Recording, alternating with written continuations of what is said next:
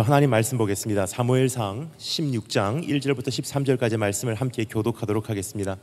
사무엘상 16장 1절에서 13절 말씀을 함께 교독할 때 가지고 계신 성경 있으시면 꼭 펼쳐주시면 감사하겠습니다. 사무엘상 16장 1절부터 13절 교독하도록 하겠습니다. 1절 말씀을 제가 먼저 읽겠습니다.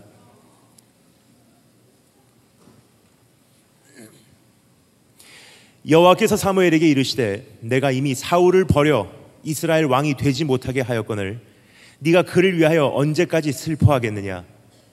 너는 뿔에 기름을 채워 가지고 가라.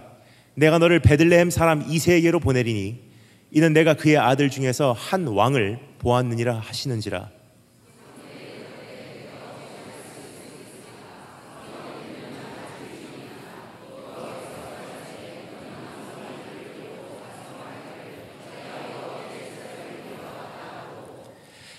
이새를 제사에 청하라. 내가 내게 행할 일을 가르치리니 내가 내게 알게 하는 자에게 나를 위하여 기름을 부을지니라.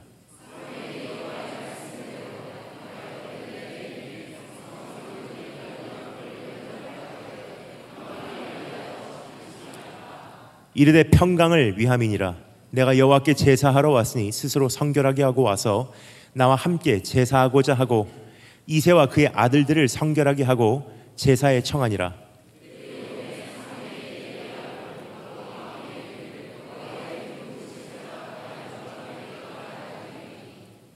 여호와께 사무엘에게 이르시되 그의 용모와 키를 보지 말라. 내가 이미 그를 버렸노라. 내가 보는 것은 사람과 같지 아니하니 사람은 외모를 보거니와 나 여호와는 중심을 보느니라 하시더라.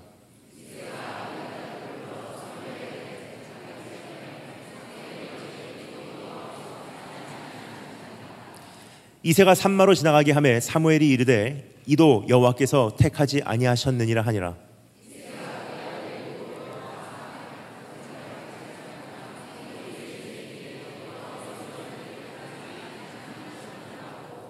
또 사무엘이 이새에게 이르되 내 아들들이 다 여기 있느냐. 이새가 이르되 아직 막내가 남았는데 그는 양을 지키나이다. 사무엘이 이새에게 이르되 사람을 보내어 그를 데려오라. 그가 여기 오기까지는 우리가 식사 자리에 앉지 아니하겠노라.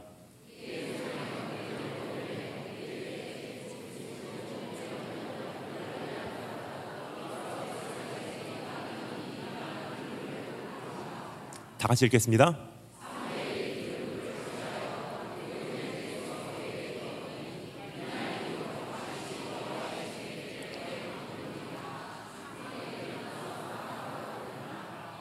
아멘. 다시 기도하겠습니다. 다윗을 왕으로 세우시고 증언하여 이르시되 내가 이새의 아들 다윗을 만나니 내 마음에 맞는 사람이라. 내 뜻을 다 이루리라 하시더니 주님, 교회는 더 많아지고 성도들의 신앙 고백은 화려해지며 예배는 더 세련돼 가고 있는 그러한 시대에 우리가 살고 있지만 지금 이 시대에도 하나님께서 찾으시는 그 한 사람이 없음을 주님 앞에 오늘 다시 한번 호소합니다. 주님과 함께 가슴 아파하게 하시고 내 자신을 향해 안타까워하게 하시며 이제는 주님의 마음에 합한 자로 우리 모두가 일어날 수 있도록 우리를 오늘 불러주기를 소망합니다. 예수 그리스도의 보혈 의지하오니 아무런 공로 없는 자 오늘 이 가운데 모였사오니 말씀을 전한 자나 듣는 자나 다시 한번 그 보혈로 깨끗게 하시고 주님 이 가운데 함께 계셔주시기를 소망합니다. 주님 안 계신 예배되지 않게 하시고 주님 말씀하지 않으신 말씀 선포해 되지 않게 하여 주시기를 소망합니다. 주님 오늘 이 가운데 주 성령님께서 우리에게 말씀해 주시기를 소망합니다. 기름 부어 주시기를 소망합니다. 살아계신 주 예수 그리스도의 이름으로 기도합니다. 지금 이 시대에는 하나님께서는 사람을 찾고 계십니다. 언제나 하나님께서는 사람을 찾고 계시지만 특별히 지금 이 시대에 더 급하게 주님의 일꾼들을 찾고 계시지 않나 생각이 듭니다. 하나님께 찾고 계신 그러한 사람들은 특별히 공부를 잘하는 사람들은 아닙니다. 하나님께서 찾고 계신 그러한 인물들은 특별히 도덕적으로 완벽한 사람이라고도 소개하는 것은 불충분하다고 생각을 합니다. 하나님께서 찾고 계신 사람들은 사회적으로 성공한 사람들도 아닙니다. 하나님께서 찾고 계신 사람들은 어떠한 사람인지 우리가 너무나 잘 아는 역대하 16장 9절 말씀이 이렇게 우리에게 소개를 해주고 있습니다. 여호와의 눈은 온 땅을 두루 감찰하사 전심으로 자기에게 향하는 자들을 위하여 모든 것을 베푸시고 그들을 선택하신다는 약속이 기록이 되어 있습니다. 그렇습니다, 여러분. 성공한 사람, 잘생긴 사람, 그럴듯한 사람, 스펙을 갖춘 사람, 이력을 갖춘 사람, 남들이 보기에 영향력을 끼칠 만한 사람을 하나님께 선택하신 것이 아니라 예나 지금이나 주님께서는 전심으로 주님을 찾는 사람들을 오늘도 기다리고 계시다는 사실을 말씀을 드리고자 하는 것입니다. 그래서 오늘 이 본문 말씀에서는 그 사람에 대해서 또 이렇게 하나님께서 우리에게 정의를 해주시고 계십니다. 여호와께서 사무엘에게 이르시되 사람의 용모와 키를 보지 말라. 내가 이미 그를 버렸노라. 내가 보는 것은 사람과 같지 아니하니 사람은 외모를 보거니와 나 여호와는 중심을 보느니라 하시더라. 여러분, 오늘 하나님께서 내 인생을 정의를 하신다면 뭐라고 해주시기를 바라십니까? 내가 한평생의 신앙생활을 다 마치고요, 이 땅을 떠나는 그 마지막 순간에 하나님께서 내 인생에 대해서 한마디로 요약해서 소개를 해주신다면 어떠한 내용을 듣기를 소망하십니까? 교회 열심히 다녔다, 착한 성도다, 훌륭한 사역자다, 야 대단한 인격의 소유자다. 다 그 나름대로 귀한 칭찬들이라고 생각은 하지만 사실 저는요, 그런 칭찬으로는 불충분하다고 생각을 합니다. 하나님께서 제 인생의 마지막 날 이렇게 제 인생에 대해서 요약해 주시고 정의해 주시고 소개해 주시면 얼마나 감사할까 하는 바람으로 오늘도 달려가고 있습니다. 그 소개는요, 바로 이러한 내용이에요. 이는 내 마음에 합한 자라. 여러분, 수많은 크리스찬들이 있지만 하나님의 마음에 합한 자들은요, 극히 소수예요. 수많은 사람들이 주님을 사랑한다고 고백은 나름대로 하고 있지만 하나님의 마음에 맞는 사람들은 그리 많이 있지 않다는 것입니다. 저는 12년 전에 목사 안수를 받고 선교사 파송을 받고 지금 여기까지 정신없이 온 세계를 다니며 지금 진행하고 있는 사역을 섬기고 왔습니다. 그러면서 많은 분들을 뵙고요, 많은 교회를 방문하게 되는데 제가 지난 12년 동안의 삶을 가만히 이렇게 생각해 보면 교회 안에 성도님들이 크게 나누어 두 부류로 나누어지는 것 같습니다. 첫 번째 부류는요, 행복한 신앙생활 하시는 분들, 즐거운 교회 생활 하시는 분들, 유익한 어떠한 종교 생활 하시는 분들, 기도 응답 때로 받고 기댈 데 없을 때 주님께 나와서 울면서 기도하고, 그리고 또 일상생활에서의 어느 정도의 승리를 경험하고 또 회개하고 기쁨을 경험하고 1년 동안 계속 짜여져 있는 끊임없는 프로그램 속에 또 성실히 참여하고, 그러한 첫 번째 부류의 성도들이 계십니다. 하지만 제가 가만히 보니까요, 두 번째 부류의 성도들도 그 가운데 계신 것 같습니다. 이분들은 어떤 분들이냐면요, 하나님의 은혜를 경험하고요, 한평생을 하나님의 손에 붙들린 바 되어서 물 붓듯이 쏟아 부으시는 그 은혜를 경험한 사람들이에요. 이 사람들이야말로 하나님의 마음에 합한 자, 하나님의 마음에 맞는 자, 주님의 나라를 확장하는 자, 하나님께 쓰임받는 자, 파이오니어들이 아닌가 생각이 됩니다.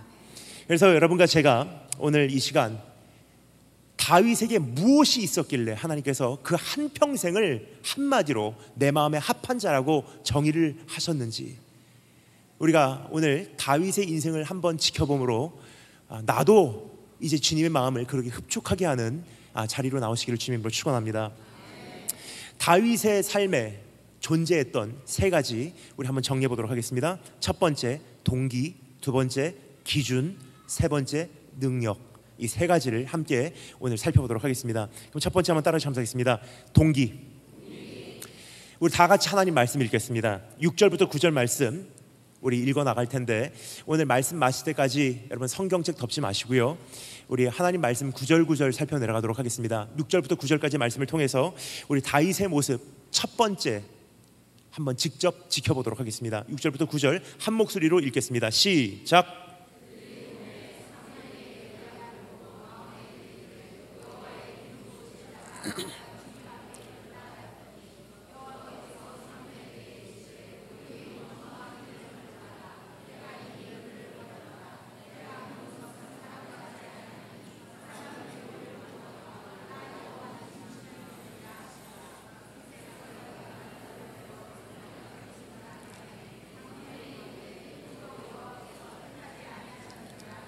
이새가 산마로 지나가게 하매 사무엘이 이르되 이도 여호와께. 아멘. 여러분 함께 교독할 때 한 목소리로 읽으셨다가 조금씩 흩어지고 계십니다. 아직 기회가 조금 더 남아있는 거로 우리 다음번에는 한 목소리 읽어주시면 감사하겠습니다. 우리가 너무나 잘 아는 장면입니다. 1절부터 5절까지 말씀을 보면요, 하나님께서 이제 새로운 왕을 세우시려고 사무엘에게 작전을 세워주시는 그러한 장면을 우리가 목격할 수 있지 않나 생각이 됩니다. 하나님께서 쓰셨던 사울이라는 왕을 버리시고요, 주님께서 심히 후회하시고 이젠 새로운 왕을 세우시기로 작정하시는 것을 우리가 잘 알고 있습니다. 지금도 그러한 하나님의 원칙은 변치 않고 있지 않나 생각이 됩니다. 하나님께서 온 열방을 두루 살피시면서 하나님께서 찾으시는 그 한 사람, 그 사람을 향해서 주님의 시선이 고정되는 순간 그 자리를 지켜내지 못한 사람들은요, 결국은 하나님께 발견된 사람들을 위해서 그 자리를 양보하지 않으면 안 되는 그러한 운명을 맞이하게 되는 것입니다. 그래서 여러분, 그러한 비극을 맞이하지 않도록 우리 하나님 앞에서 끝까지 붙들림 받은 그러한 인생을 살아내시기를 주님으로 축원합니다. 하나님께서 다윗을 선택하시고요, 이제는 다윗을 왕으로 세워내시기 위해서 사무엘을 파송을 하십니다. 가서 기름 부어서 왕으로 세워내라. 근데 여러분, 한번 우리가 생각을 해보면요, 분석을 해보면요, 이것은 엄청난 위험이 따르는 그러한 임무가 아니었나 생각이 됩니다. 현직 왕이, 사울 왕이 아직도 왕좌에 앉아 있는데도 불구하고 비밀스럽게 베들레헴에 찾아가서 새로운 왕을 세우기 위해 기름 부어 일으켜 낸다는 것은요, 이것은 반정부 행위고 반란을 의미하지 않나 생각이 됩니다. 그래서 사무엘이 그것을 두려워해서요, 이것을 어떻게 하나님 진행을 할까요? 주님께서 말씀하시죠. 가서 제사를 드리러 왔다고 해라. 그래서 수송아지 한 마리를 데리고 가서 베들레헴에 제사를 드리러 갔다고 이야기를 해라. 사실 여러분, 이것은 베들레헴에 비상이 걸릴 만한 사건이 아니었나 생각이 듭니다. 사무엘 하면요, 이스라엘의 대표 선지자예요. 그 국가 대표 선지자가, 그 유명한 인물이 이스라엘의 가장 작은 고을 중에 하나인 베들레헴에 갑자기 나타난다는 것은요, 베들레헴이 떠들썩해질 만한 그러한 사건이었다는 것입니다.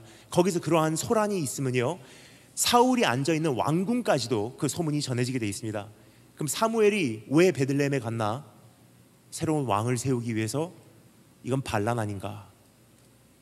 그래서 하나님께서는 사무엘에게 제사를 드리러 가라. 그리고 그 제사 현장에 이새의 가족을 초청해라. 그리고 이새의 아들들 중에 한 사람, 내가 지명하는 이를 이제 왕으로 세워내라. 사무엘이 그렇게 주님의 작전을 받아들여서요, 그것을 그대로 진행을 하게 됩니다. 드디어 이제 이새의 가정에 도달해서 거기서 이제 제사의 현장이 펼쳐지게 되는데, 거기에 한 사람 한 사람씩 그 아들들이 등장을 하게 되죠. 가장 먼저 사무엘의 눈에 띈 아들이 있습니다. 엘리압이라는 아들입니다. 우리가 성경을 통해서 추측할 수 있는 것은요, 그 아들은 키와 용모가 꽤 뛰어나지 않았나 생각이 됩니다. 지금 우리 시대에 키가 큰 남자들 흠모의 대상이고 그 칭찬을 들을 수 있는 또 한 가지 그러한 내용을 갖추지 않았나 생각이 됩니다. 하지만 고대 시대에는요, 지금 성경에 기록된 이 장면, 이 시대에는요, 키가 크다는 것은 더 중요한 의미가 있지 않았나 생각이 됩니다. 그 이유는 고대 시대의 왕은 우리가 알고 있는 왕과는 조금 개념이 달랐습니다. 우리가 알고 있는 왕은 무엇입니까? 왕궁에 앉아서 장군들 그리고 군인들에게 지시해서 전쟁터로 내보내는 왕, 정치가를 생각해요. 하지만 그 당시에는요, 고대 시대의 왕은요, 치리도 왕의 역할이긴 했지만 전투도 왕의 역할 중에 하나였다는 것입니다. 따라서 사울 왕도 직접 전쟁 나갔고요, 다윗 왕도 직접 전쟁을 나갔어요. 그러니까 왕이 어떤 의미에서는 장군의 역할을 하는 것도 분명히 있었다는 것입니다. 그럼 왕이 전쟁터 나가기 위해서는요, 그 무술과 전쟁 비법이 상당히 중요했습니다. 특별히 왕이 소지하고 있는 그 무기들이 큰 역할을 했다는 것입니다. 근데 키가 큰 것이 왜 중요하냐면 그 신장에 비례해서 왕이 소지하게 되는, 왕이 전쟁터에서 사용하게 되는 칼의 길이가 좌우되었기 때문입니다. 키가 크면 클수록 그 칼의 길이가 길 수밖에 없어요. 칼의 길이가 길면 길수록 전쟁터에서 더 유능할 수밖에 없습니다. 그래서 왕을 세울 때 가장 먼저 무엇을 봤냐면요, 키를 봤어요. 키가 큰 사람이 전쟁에 능한 자이기 때문에.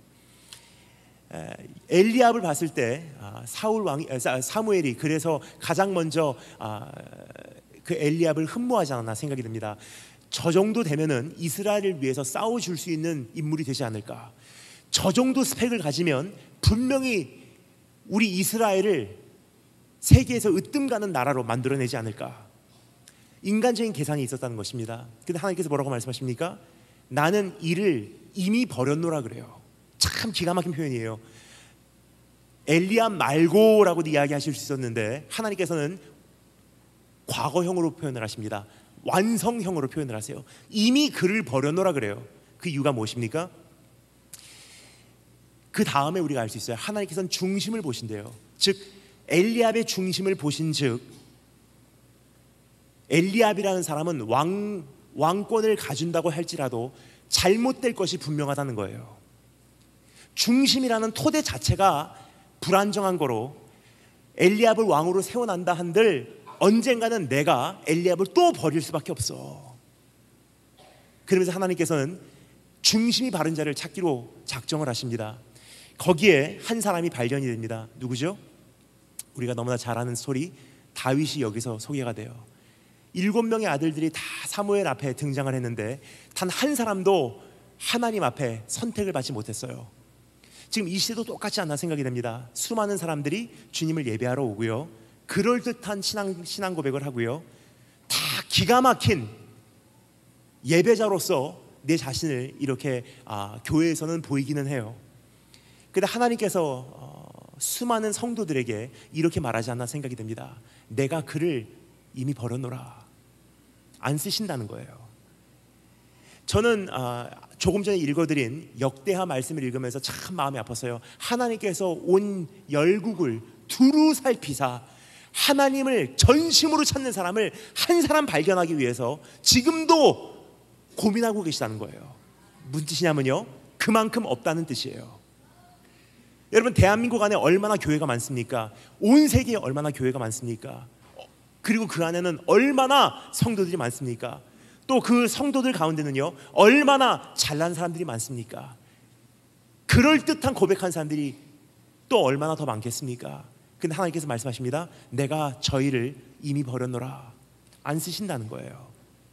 그 이유가 무엇입니까? 오늘 성경이 우리에게 알려주고 있습니다. 그들을 하나님께서 버리신 이유, 반면에 동시에 다윗이 선택받은 이유, 중심을 보신 하나님이시기 때문에. 여호와께서 사무엘에게 이르시되 그의 용모와 키를 보지 말라. 내가 그를 이미 버렸노라. 내가 보는 것은 사람과 같지 아니하니 사람은 외모로 취하거니와 나 여호와는 중심을 보느니라 하시니라. 중심을 보신대요. 근데 여기까지는 우리가 많이 들어서 알고 있습니다. 근데 한 가지 중요한 질문을 여쭤보겠습니다. 중심을 보신다는 것이 도대체 무슨 뜻이냐는 거예요. 중심을 보신다는 것은 무엇을 의미합니까? 중심, 영어로는 이렇게 표현이 되어 있습니다. God watches the heart of man. 사람의 심장을 보느니라, 사람의 마음을 보느니라. 근데 영어로나 우리말로나 사실은 원어를 가장 정확하게는 표현을 못하는 것 같아요. 영어, 심장을 보느니라, 마음을 보느니라, 감성이라고 생각을 해요. 중심을 보느니라. 그러면 이게 좀 막연한 표현이에요. 근데 원어를 보면요, 히브리어로 레바라는 단어인데요, 그 단어 안에 내포되어 있는 의미는요, 우리가 생각하는 중심, 마음, heart, 심장이라는 단어와 조금 다르다는 것입니다. 사실 그 원어를 우리말로 번역하고자 하면요, 우리말에 적합한 단어는 존재하지 않습니다. 그래도 그나마 원어를 최대한 잘 표현을 하고자 하면 중심이라는 단어보다도 사실은 더 정확한 표현이 있지 않나 생각이 됩니다. 제가 말씀을 드리겠습니다. 한번 따라 하겠습니다. 동기. 그러면 다시 한번 제가 읽어드릴게요. 사람은 외모를 보거니와 나 여호와는 동기를 보느니라 그러세요. 즉 엘리압의 동기, 삼마의 동기, 그리고 이세의 또 다른 아들들의 동기는요, 하나님 앞에 옳지 못했다는 거예요. 반면에 다윗의 동기는요, 하나님께서 인정하셨다는 거예요. 그 동기가 무엇이었는지 우리가 어느 정도 예측을 할 수 있습니다. 지금 우리가 읽은 이 사무엘상 16장 말씀 바로 전에 15장에 어떠한 사건이 있었죠? 안 펼쳐도 괜찮습니다. 제가 설명을 드리도록 하겠습니다. 그 사울 왕이 하나님께 불순종을 해서요, 아말렉을 다 멸종을 시키지 않고 쓸만한 것은 그대로 그냥 보존을 했어요. 사무엘이 찾아가서 이제 사울 왕을 책망을 합니다. 그럼에도 불구하고 하나님께 돌아올 생각은 하지 않고 오히려 변명을 달아요. 말도 안 되는 변명을. 그래서 하나님께서 사울 왕을 버리시기로 작정을 하세요. 근데 그 장면이요, 사실 상당히 마음이 아픈 장면이에요. 사울 왕하고 사무엘하고 정면 충돌하는 그러한 장면입니다. 그러한 사건이 백성들 앞에서 펼쳐졌다면요, 이미 이스라엘 안에 소문이 돌았을 거예요. 왕을 세울 수 있는 사무엘이 그 왕하고 충돌했다. 근데 갑자기 그 사무엘이요, 이스라엘의 작은 베들레헴이라는 마을에 나타난 거예요. 이미 그 마을에는 어느 정도 소문이 돌지 않았나 생각이 됩니다. 사람들이 말하는 거 상당히 좋아해요. 교회에서도요, 말하는 거 상당히 좋아하죠. 제가 그래서 결혼을 하는 것을 참 어렵게 지금 어려워하고 있지 않나 생각이 됩니다. 결혼을 하려면 데이트를 해야 돼요. 데이트를 해야지 사람을 알 수 있기 때문이에요. 그럼 데이트를 하려면요, 차라도 한 잔 마셔야 되는데 차 한 잔 마시기 위해서 만나잖아요. 그냥 처음 만나서 차 한 잔 한 것뿐인데 1년쯤 지나서 나중에 들려오는 소문, 아 목사님, 소문에 의하니까 목사님 결혼하신다면서요. 에? 물어보면 이렇게 대답하십니다. 몇 월 며칠 거기 고속버스 터미널에 지나가다가 어느 자매하고 앉아있는 거 봤는데 결혼하신다고 소문을 들었습니다. 소문이 금방 도는 것 같아요. 말도 안 되는 소문이. 8년 전에 왔을 때도 미혼이었지만 여전히 그 모습은 바뀌지 않은 채로 또 이곳에 찾아뵐 수 있어서 한편으로는 너무 행복하고 한편으로는 씁쓸합니다. 근데 여러분, 이스라엘 안에도 그러한 소문이 많이 퍼졌을 거라고 생각을 합니다. 다툰 것뿐이었는데 이미 사람들이 생각이 진전을 해요. 새로운 왕을 세울지도 몰라. 근데 갑자기 사무엘이라는 국가대표 선지자가요, 이스라엘의 일반인들도 별로 관심을 갖지 않는 베들레헴이라는 작은 고을에 갑자기 나타난 거예요. 그리고 이세의 가정을 제단 앞으로 초청을 합니다. 사람들이 다 알고 있었어요. 그 가정에는 잘난 아들들만 7명, 8명 있다는 사실을. 웅성웅성 떠들기 시작할 것입니다. 혹시 왕을 세우러 온 것 아닌가? 이미 어느 정도 예측한 그 아들들은요, 사무엘 앞에 자신의 최고의 모습을 보이기 위해서 그 무대에 서게 됩니다. 여러분 좀 상상이 가십니까? 세계에서 가장 위대한 세계의 대표 하나님의 종이 만약에 존재한다면요, 그 종이 오늘 내 집에 가정 예배 드려 주러 온다고 하면, 신방 온다고 하면 여러분 어떻게 하시겠습니까? 이미 가정에서 비상이 걸릴 거예요. 전날 저녁부터 대청소하고 양복도 새로 맞춰 입고, 시집간 딸, 장가간 아들까지 너희들은 내일은 꼭 집으로 돌아와, 다 가족 친척까지 총 집합시켜서요 그 가정 신방을 받을 거예요. 그러한 상황이에요. 사무엘이 이새의 집에 온다는 것은요, 이새의 가족을 그 제단 앞으로 초청한다는 것은요, 이것은 대단한 명예였었어요. 그것을 알았던 아들들이요, 내가 빛날 수 있는 기회라 생각을 하고 사무엘 앞에 펼쳐진 그 무대 위로 오르게 됩니다. 자기의 최고의 모습을 보이기 시작했을 거예요. 왕이 내가 왕이 될 수도 있어. 내가 사무엘 앞에 발견될 수 있어. 내가 빛날 수 있는 기회야. 내가 여기서 썩는 것이 아니라 뭔가 내 인생을 새롭게 펼칠 수 있지 않을까, 하나님께 쓰임 받을 수 있지 않을까, 뭔가 내 인생에 의미 있는 일을 할 수 있지 않을까, 그러한 동기로 사무엘 앞에 서게 됩니다. 지금 이 시대에도 그러한 사람들이 참 많은 것 같습니다. 주님 앞에 예배는 드리러 가요. 주님 앞에 제단 앞에 그러한 최고의 모습으로 찾아 나오긴 합니다. 근데 하나님 앞에서는요, 사실 감출 수가 없어요. 내 안에 감춰진 동기가 사실은 무엇인지. 예수님을 통해서 내가 한번 내 인생에 쓰임 받기를 원합니다. 예수님을 통해서 내가 의미 있는 삶을 살아보기를 원합니다. 내가 예배를 드림으로 오늘 한번 복 받기를 원합니다. 여러분, 이것은요 하나님 안에 있는 약속이긴 하지만 다 둘째 문제지, 하나님과 나와의 관계를 설립해주는 본질은 아니라는 거예요. 그래서 여러분, 오늘 이 시간 참 중요한 질문을 드리도록 하겠습니다. 여러분께서 오늘 신앙생활을 지탱하고 있고, 여러분의 신앙생활을 지금 유지하고 있고, 하나님 앞에 여전히 달려가고 있는 그 원동력, 동기가 무엇이냐는 질문이에요. 동기가 잘못되든 잘되든 그 동기는 사람의 눈으로는 사실 볼 수가 없어요. 그래서 주님께서 뭐라고 말씀하시죠? 사람은 외모로 취하느니라. 울고 있다고, 야, 저 사람 정말 참된 신앙인이야. 울면서 회개한다고, 야, 저 사람은 참회하고 있어. 성수주의란다고, 야, 저 사람 진짜 신앙생활 열심히 하는구나. 근데 하나님은요, 그거 보지 않으신다는 거예요. 뭘 보신다고요? 왜 울면서 기도하냐? 왜 회개하고 있냐?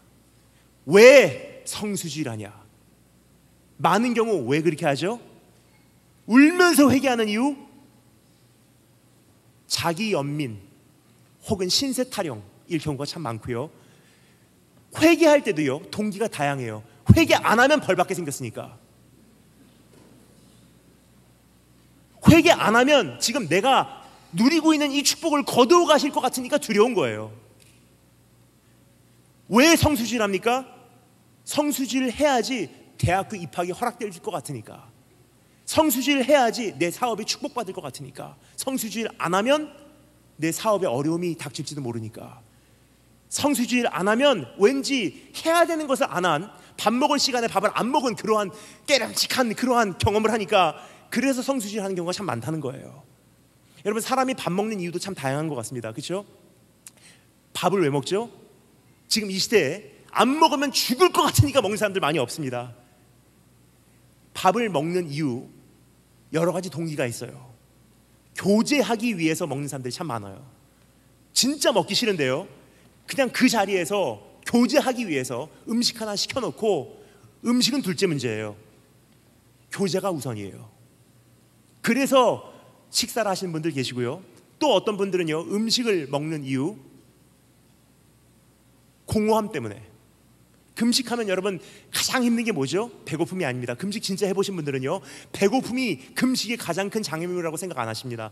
금식 자주 해보신 분들은 잘 아세요. 금식을 하면 가장 힘든 게 뭐냐? 지루함이에요. 삶에 낙이 없어요. 할 게 없는 거예요.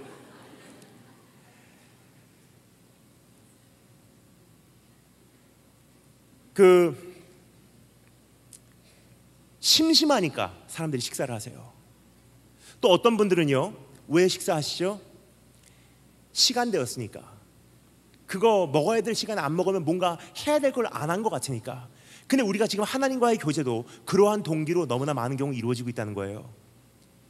그냥 교회 올 때도요, 교제하기 위해서 하나님은 도구예요. 또 어떤 분들은요, 주님과의 신앙생활 왜 합니까? 그거 안 하면 왠지 심심하니까, 왠지 공허하니까, 뭔가로도 채워내야 되니까. 또 어떤 분들은요, 시간 되었으니까 그냥 교회 오신 분들이 계세요. 근데 하나님께서 우리에게 정말로 오늘 이 시간 묻기를 원하시는 질문은요, 동기에 대한 질문이 아닌가 생각이 됩니다. 왜냐하면 지금 교회가 많이 성장을 했고요, 수많은 교회들이 탄생되고 수많은 성도들이 신앙생활 하는 것 같이 보이고요, 그리고 수많은 프로그램들은 형성되고 있고, 그 어떤 시대보다도 예배는 더 세련되고요, 그 어떤 시대보다도 성도의 그 한마디 한마디 신앙 고백은요 굉장히 유식해요. 근데 참 희한한 것은요, 그 어떤 시대보다도 지금 대한민국 교회의 상황은요, 경건은 무너지고 능력은 발휘되지 못하고 빛과 소금의 사명은 감당하지 못하고 있다는 거예요. 그 이유가 무엇인가? 표면적으로 보는 것이 다가 아니라 사실은 깊은 곳에 도사리고 있는 큰 문제가 있는 것을 발견하게 됩니다. 무엇입니까? 신앙생활하는 동기가 잘못된 경우가 참 많다는 거예요.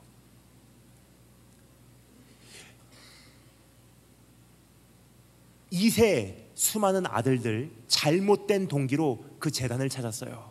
내가 출세할 수 있는 기회다, 내가 사무엘의 눈에 발견될 수 있는 기회다, 여기만 잘 되면 내가 인생 바뀔 수도 있어.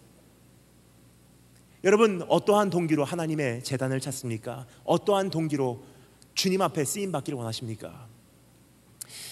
지난번에 제가 어느 집회를 가니까 중고등부 수련회였는데요, 중고등부 수련회 어느 중고등부 교사 선생님께서 고등학교 2학년 정도 된 학생을요 저에게 이렇게 데리고 오셔요. 목사님, 네, 목사님, 이 아이를 위해서는 기도 좀 해주세요. 축복 기도 해주세요. 제가 궁금해서 어떻게 기도해 드릴까요? 이렇게 말씀하십니다. 이 아이는 참 귀한 아이예요. 지금 귀한 꿈을 갖고 있어요. 그래서 제가 궁금해서 어떠한 기도입니까? 목사님, 이 아이는 제가 교사이긴 하지만 제가 존경을 하는 아이예요. 참 귀한 아이예요. 이 아이는 지금 이렇게 기도하고 있답니다. 세계에서 가장 훌륭한 사업가가 돼서 세계에서 가장 많은 11조를 낼 수 있는 그러한 성도가 될 수 있도록. 제가 그 기도 제목을 듣고요, 솔직히 말씀드릴게요,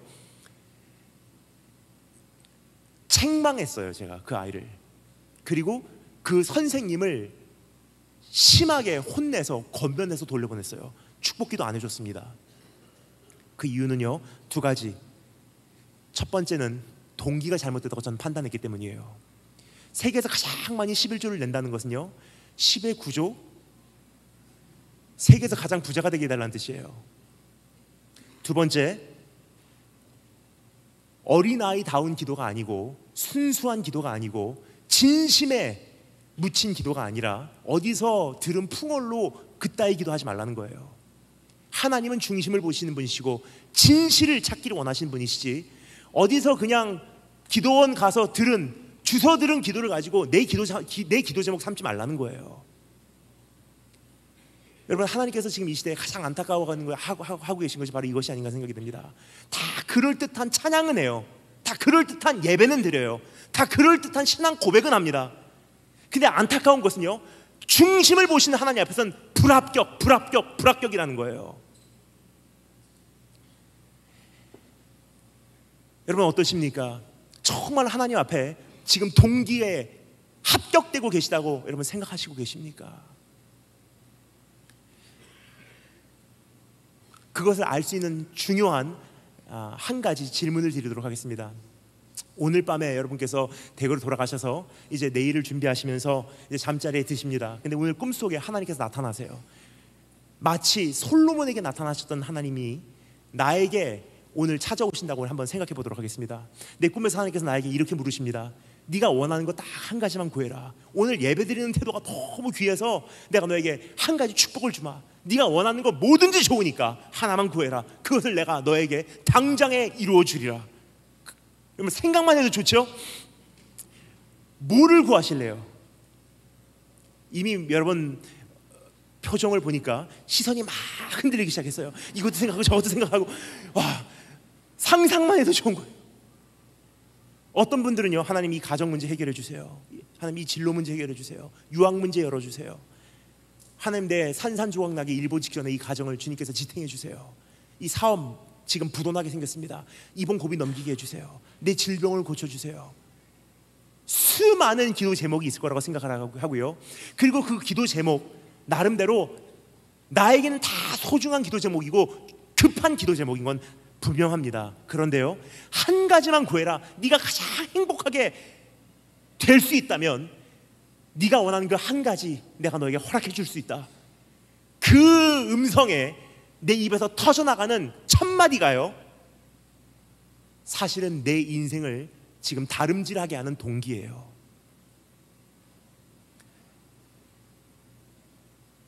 주님을 구하시겠습니까? 아니면 주님 외에 다른 것을 구하시겠습니까? 다른 거 구하지 말라는 뜻이 아니에요. 하지만 주님께서 이미 우리에게 그 우선순위를 정해놓으셨죠. 먼저 그 나라와 그의 의를 구하라. 그리하면 이 모든 것을 너에게 더하시리라. 근데 지금 중요한 것은요, 우리가 지금 굉장히 희미해졌어요. 주님을 통해서 좋은 대학 가야지, 주님을 통해서 복 받아야지, 주님을 통해서 잘 돼야지, 주님을 통해서 치유받아야지. 난 그래도 먼저 그 나라와 그 의를 구하고 있습니다. 근데 가만히 내 동기를 살펴보면요, 사실 그렇지가 않아요. 참 내 동기를 살펴보는 것은 어려운 과정이 아닌가 생각이 듭니다. 그래서 성경에 뭐라고 말하죠? 여호와여 나를 살피사 내 마음을 아소서라고 시편 저자는 이야기합니다. 근데 마음이라는 단어가 제가 뭐라 그랬죠? 아까 전에 동기라는 단어예요. 성경에 나오는 모든 마음이라는 단어는요, 동기라고 해석하시면 정확합니다. 너의 마음을 다하고 여호와를 사랑하라. 너의 동기를 다해서 여호와를 사랑하라. 너는 무엇보다 너의 마음을 지켜라. 동기를 지켜라. 이는 너의 삶의 원천임이라. 너의 행함과 행위와 말과 사상과 모든 그 사고가 동기에서부터 말미암느니라는 뜻이에요. 그래서 시편 저자가 말합니다. 여호와여 나를 살피사 내 마음을 아소서. 내 동기를 알아달라는 거예요. 왜요? 사실은 내 자신도 내가 왜 예배드리고 있는지, 내가 왜 뛰면서 찬양하는지, 내가 왜 울면서 회개하는지, 내가 왜 40일 금식을 하는지, 사실은 깊이 숨어있는 진짜 동기는 나 자신도 조차 알 수 없다는 뜻이에요. 근데 참 감사한 것은요, 하나님께서 우리에게 성경에 끊임없이 호소하시는 수많은 장면들을 통해서 어느 정도 내 동기를 확인할 수 있는 잣대들을 주셨어요. 다 살펴볼 수는 없지만 지금 이 시간 한 가지만 살펴보도록 하겠습니다. 출애굽기 33장 34장에 보면요, 여러분 안 펼쳐도 괜찮습니다. 제가 만들어낸 이야기 아니니까 잘 들으시면 오히려 좋을 것 같습니다. 33장 34장에 보면요, 이러한 사건이 있죠. 이스라엘 민족이 출애굽을 한 다음에 하나님 앞에 무시무시한 죄를 저지르고 맙니다. 뭐죠? 금송아지 앞에 절하는 우상숭배의 죄예요. 그것을 보시던 하나님께서 분노하시고 모세에게 이렇게 명하십니다. 새로운 대책을 세우시는 거예요. 가만히 보니까 내가 원했던 건 딱 사실 한 가지야. 난 너의 하나님이 되고 너희가 나의 백성이 되는 것. 근데 가만히 보니까 너희는 목이 고진 백성인즉 그 이상적인 관계는 이루어지지 않을 것 같다. 그래서 말인데 내가 새로운 대안을 내놓을게. 나는 신실한 하나님인 고로 너희를 반드시 젖과 꿀이 흐르는 그 약속의 땅으로 들여는 보내주마. 아니야, 그 정도가 아니야. 내 사자를 너보다 먼저 보내서 가나안 땅에 살고 있는 수많은 족속들을 다 대신 몰아내줄게. 이런 뜻입니다. 네가 원하는 기도 제목 응답해줄게. 네가 원하는 그 자리에 도달케 해줄게. 네가 원하는 사업 허락해줄게. 네가 원하는 유학 열어줄게. 네가 원하는 대학 입시 허락해줄게. 네가 원하는 인생 살게 해줄게. 아니, 그 정도가 아니야. 너의 모든 필요한 자원 다 뒤에서 공급해줄게. 근데 하나님의 결론이 무엇이었습니까? 그러나 나는 너희와 함께 가지 아니하리라. 만약에 그 질문을 오늘 우리에게 물으신다면 여러분 뭐라고 대답하실래요? 네가 원하는 거 다 허락해 줄게. 성공의 그 자리에 도달할 때까지 모든 필요한 자원 다 뒤에서 공급해 줄게. 그러나 그 인생에는 내가 들어갈 자리가 없어. 너만 가. 오늘 밤에 주님께서 오셔서 나에게 그 질문 물어보신다면 여러분 뭐라고 대답하실래요? 주님 너무나 오랫동안 일단 기도해 왔기 때문에 아멘으로 화답하겠습니다. 그래도 저도 인정이 있기 때문에 먼저 들어가서 기다릴 테니 언제든지 마음이 바뀌시면 오시기 바랍니다. 그렇게 대답하실래요? 아니에요. 모세가 뭐라고 대답한지 여러분 기억하십니까? 모세가 이렇게 대답합니다. 주께서 우리와 함께 약속의 땅으로 올라가지 아니하시려거든 아예 우리를 여기서 올려보내지 마옵소서. 해석합니다. 이런 뜻이에요. 약속의 땅에 들어간다 한들, 젖과 꿀이 흐르는 가장 완벽한 삶을 살아낸다 한들 주님 안 계시면 거기가 황무지입니다. 하지만 지금 내가 놓여진 곳이 비록 광야라 할지라도, 혹은 깨진 가정, 산산조각난 문제, 가난의 현장, 망하기 일보 직전의 사업, 질병과 투병하지 않아 안 되는 병상이라 할지라도 우리 주님이 나와 함께 계신다면 난 이미 목적지에 도달했습니다. 그런 사람들만 할 수 있는 고백이 뭐죠? 내 영혼이 은총 입어 중한 죄짐 벗고 보니 죄가 많은 이 세상도 천국으로 화하도다. 주 예수와 동행하면 초막이나 궁궐이나 그 어디나 하늘나라예요. 근데 지금 내 안에 있는 깊은 내 속사람은요, 지금 다른 것을 혹시 속삭이고 있진 않은가? 열심히 기도해, 열심히 헌금해, 열심히 예배해. 그래서 이 초막을 벗어나야 돼. 궁궐에 들어가야 돼. 열심히 살아. 착한 일 많이 해. 단기 선교행도 열심히 섬겨야 돼. 그래야지 이 초막을 벗어나서 궁궐에 들어가야지 네가 최종적으로는 행복할 수 있어. 그래서 우리는 꿈을 꿔요. 저기만 들어가면 행복할 것이다. 이것만 이루어지면 내 인생은 완벽할 텐데, 저것만 되면 내 인생은 행복할 텐데. 뭐죠? 목마름이에요. 목마름을 다른 말로 표현해 보겠습니다. 풀무불이에요. 내 안에 있는 풀무불을 다른 말로 표현해 보겠습니다. 지옥의 현실이에요. 죽은 다음에 지옥 가는 것이 아니라 이미 이 땅에서 지옥불 가운데 살고 있는 사람들이에요. 여러분 어떠십니까? 오늘 내 안에 있는 동기, 주님 앞에서 바른 동기입니까? 아니면 하나님께서 책망하시는 동기입니까? 이세의 7명의 아들들은요, 동기가 잘못됐어요. 그 무대를 찾아 올라가는 그 모습부터 이미 잘못된 거예요. 상상이 갑니다. 요즘에 자매들 보면요, 사실 저는 이해가 안 가는 몇 가지가 있어요. 자매들, 물론 형제들도 그렇게 하지만 자매들 보면 첫째는 전 일단 감탄해요. 셀카를 찍는 모습을 보면요, 우리 할머니 할아버지들 계시기 때문에 제가 좀 단어를 수정하겠습니다. 셀카라는 것은요, 혼자서 사진 찍는 거예요. 예. 스스로 사진을 찍는 거. 그 셀카를 찍을 때 저는 그 테크닉을 보고서 감탄을 해요. 실물보다 더 낫게 나와요. 제가 궁금해서 가만히 지켜보니까요, 각도도 상당히 중요한 것 같아요. 그리고 카메라를 어디쯤 두냐, 그 고도, 그것도 신경을 많이 쓰시는 것 같아요. 거기까지는 감탄을 하는데 사실 이해가 안 가는 두 가지가 있습니다. 셀카를 찍으실 때 자매들이 자주 하는 이 두 가지가 전 사실 이해가 안 가요. 언젠가 여쭤보고 싶어요. 첫 번째는요, 자매들이 항상 셀카를 찍을 때 예를 들어서 거울을 비춰서 내 모습을 찍는다고 하면요, 꼭 정면으로 찍지 않고요, 비스하게 서서 한쪽 다리를 올리세요. 그래, 물어보고 싶어요. 똑바로 서! 똑바로! 항상 이 자세예요. 다리 올리는 것은 다리가 길게 보이기 때문인지 모르겠습니다. 두 번째, 이거는 자매님들 아직 스스로는 잘 깨닫지 못하실 수 있어도요, 집에 가셔서 사진들 한번 유심히 지켜보시면요, 아시게 될 거예요. 사진들 보면요, 자매님들의 이 표정이 다 똑같아요.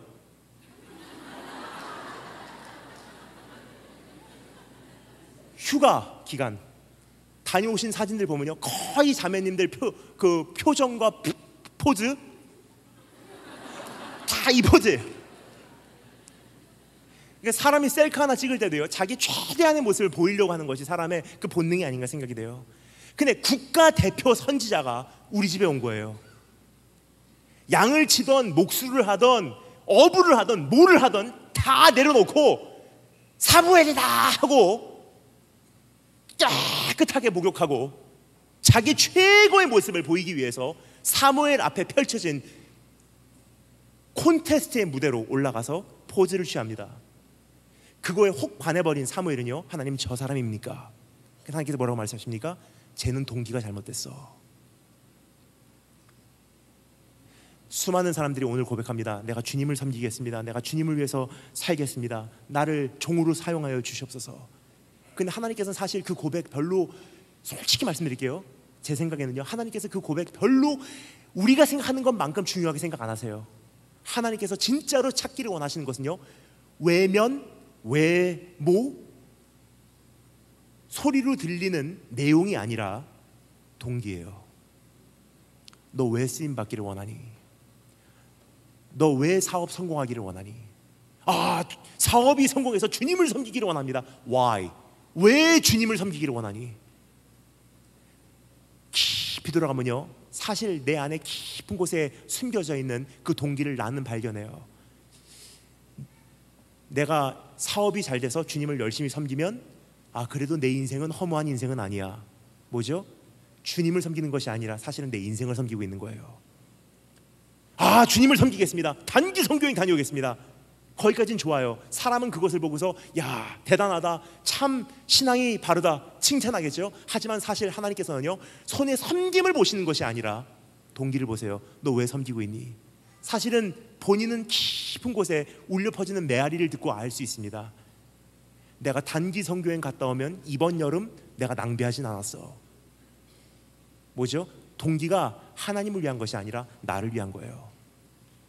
그래서 여러분, 오늘 하나님 앞에서 우리가 진짜로 신중하게 살펴봐야 될 것이 있다면요, 이제는 하나님의 바른 고백하십시오, 우리 바른 헌신하십시오, 다 드리십시오 할 때가 저는 아니라고 생각해요. 그 이유는요, 바른 고백 가르쳐 왔고요, 다 드리도록 가르쳐 왔고요, 그리고 그것에 반응해서 다 드려왔고요.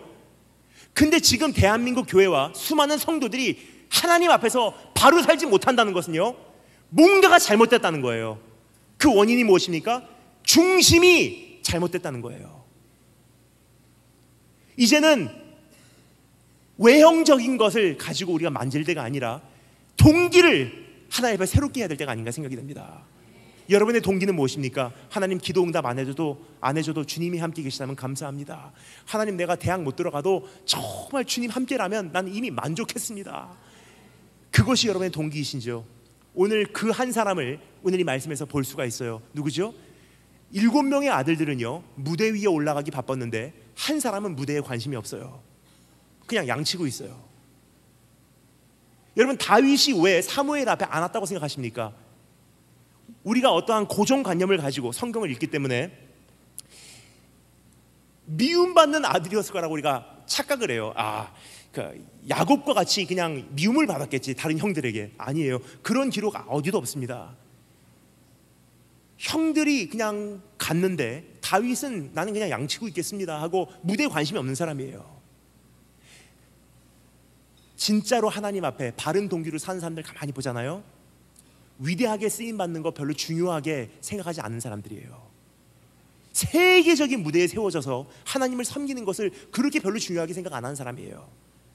진짜로 하나님 앞에 동기가 바른 사람들을 가만히 보잖아요. 그러면요, 거의 이런 사람들이에요.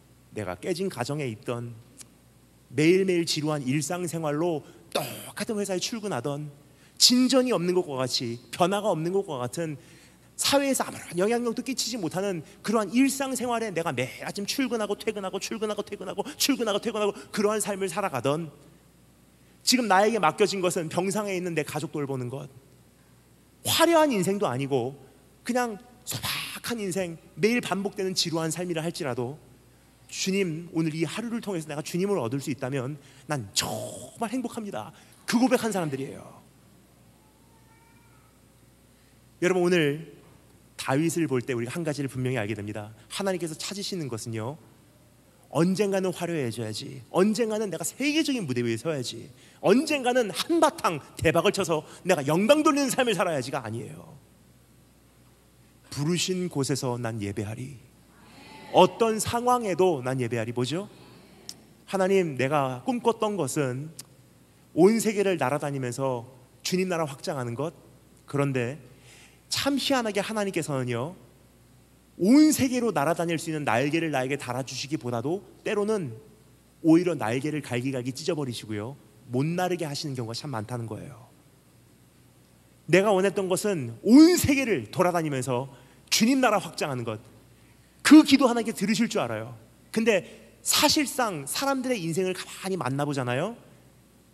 하나님께서는 그 사람에게 뛰어가지 못하도록 교통사고, 혹은 돌보지 않으면 안 되는 가족, 재정적인 여유가 없는 삶으로 묶어버려요. 우리가 원하는 인생은요, 마음껏 돌아다니면서 주님의 종답게 사는 것. 근데 하나님께서는 때로는요, 내 삶의 어떤 좌절을 통해서 주저앉게 해버리세요. 여러분, 이거 어떻게 해석합니까?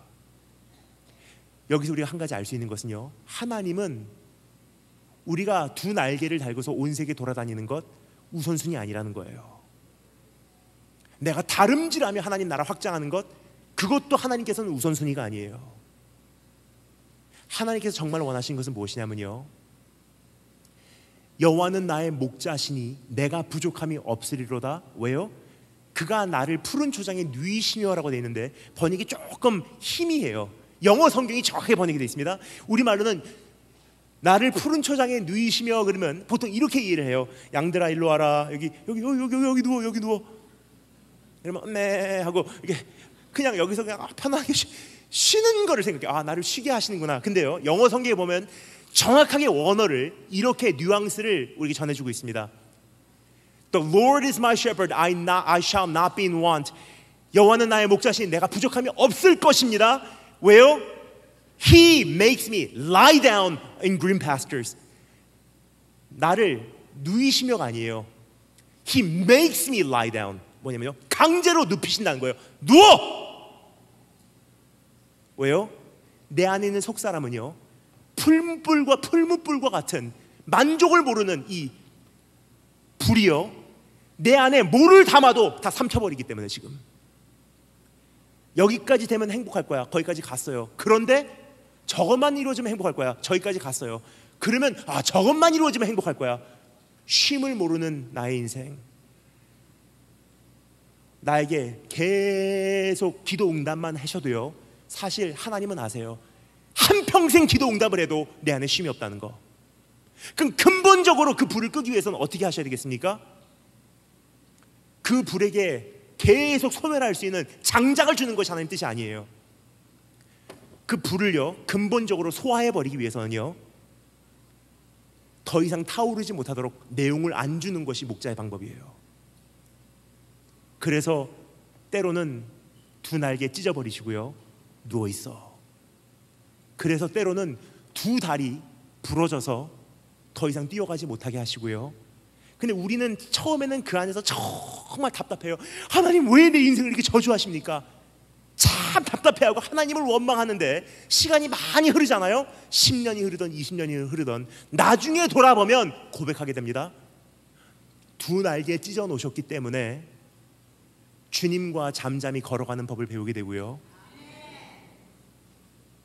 뛰어가지 못하고 걸어가게 되기 때문에 주님과 동행하면서 많은 대화를 나누게 되고요, 걸어가지 못하고 주님 앞에 주저앉아 있었는데 그 주저앉아 있는 곳에 찾아오신 예수님과 그 눈물의 현장에서 많은 추억을 쌓게 되는 거예요. 여러분, 여러분의 동기는 무엇입니까? 여전히 무지개를 찾아 헤매시나요? 우리 오래된 곡이죠. 무지개를 찾아 헤매시나요? 그걸 찾아서는요, 내 삶 속에는 만족이 없습니다.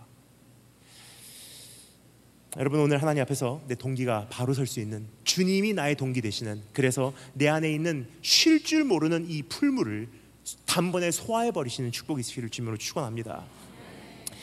사실 여러분, 그렇지 않나 생각이 됩니다. 그 동기가 잘못되면요, 왕으로 세우면 그 권력을 잘못 쓰게 돼 있어요.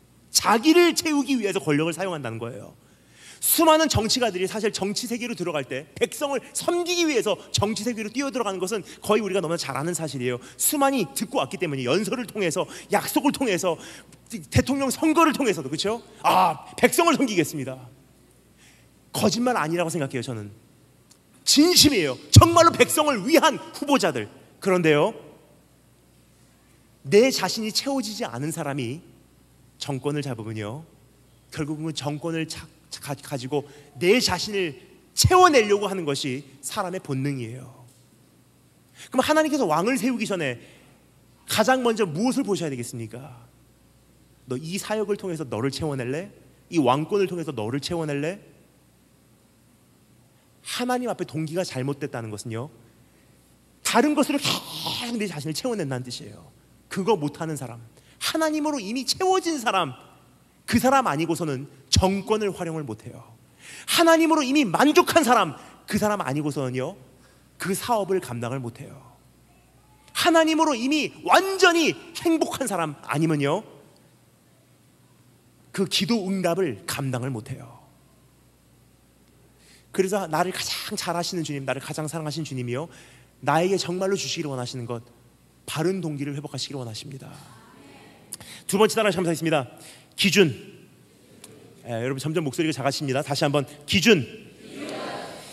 우리 다 같이 하나님 말씀 보겠습니다. 하나님 말씀 10절부터 12절 말씀 한 목소리로 읽겠습니다. 10절부터 12절 한 목소리로 읽겠습니다. 조금 전에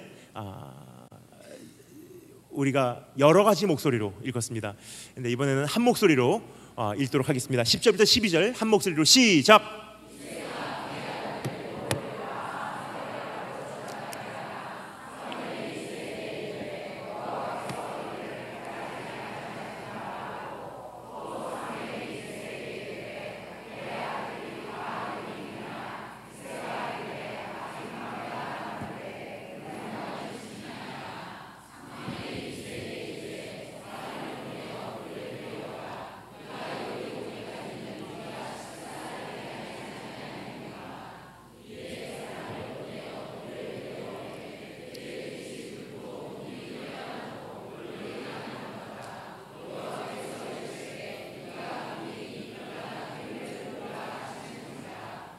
아멘.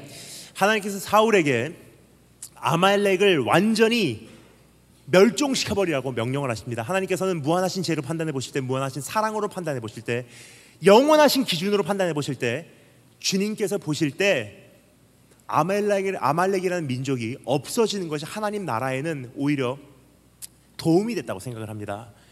그래서 하나님께서 사울에게 참 귀한 사명을 맡겨요. 네가 내 나라를 확장하고 싶냐?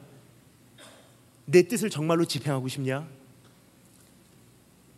사명을 맡기세요. 가서 아말렉을 쳐라.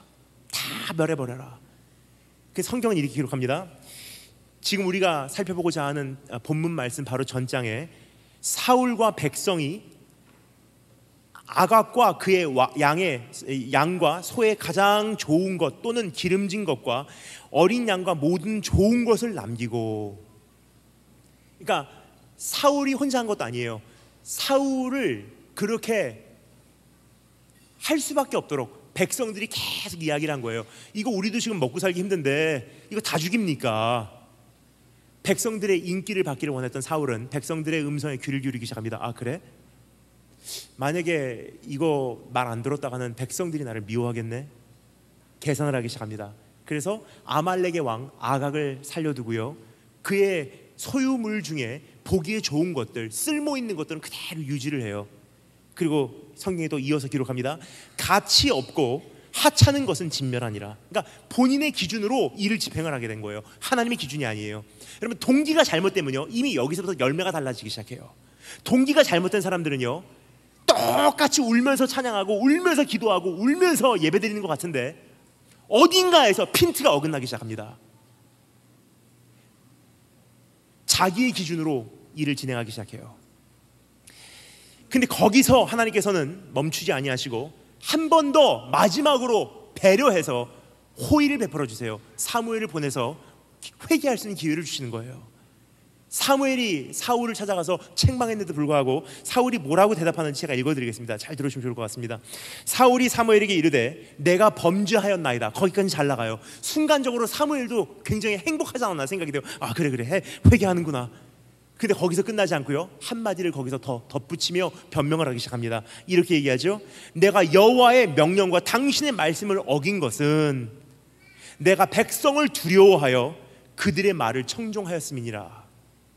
뭐를 두려워했다고요? 백성 두려워했대요. 백성을 두려워했다는 것을 다른 말로 표현하겠습니다. 사람들이 눈치 봤다는 거예요. 다른 말로 표현하겠습니다. 사람들의 얼굴 앞에 살아갔다는 거예요. 다른 말로 표현하면요, 사람의 마음에 합한 자로 살아가려고 노력을 했다는 거예요.